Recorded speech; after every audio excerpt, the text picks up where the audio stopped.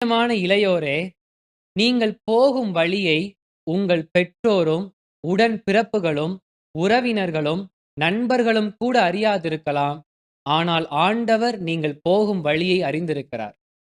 பள்ளிகளுக்கும், கல்லூரிகளுக்கும், பணித்தலங்களுக்கும், வழிபாட்டு தலங்களுக்கும் செல்கிறேன் என்று சொல்லிவிட்டு, செல்லக்கூடாத இடங்களுக்குச் செல்வதும், சேரக்கூடாத நண்பர்களோடு சேர்ந்து ஊர் சுற்றுவதும், தகாத செயல்களிலே ஈடுபடுவதும், மதுபானங்களை குடிப்பதும், போதைப் பொருட்களை உபயோகிப்பதும், அசுத்த படங்களை பார்ப்பதும், விபச்சார வேசித்தனங்கள் செய்வதும் யாருக்கும் தெரியாது என்று நீங்கள் நினைக்கலாம். நான் செல்லக்கூடிய வழிகள் என்னைத் தவிர வேறு யாருக்கு தெரியப் போகிறது என்று கூட நீங்கள் நினைக்கலாம்.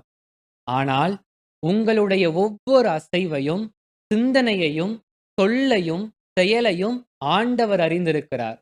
நீங்கள் போகின்ற வழியை அவர் அறிந்திருக்கிறார்.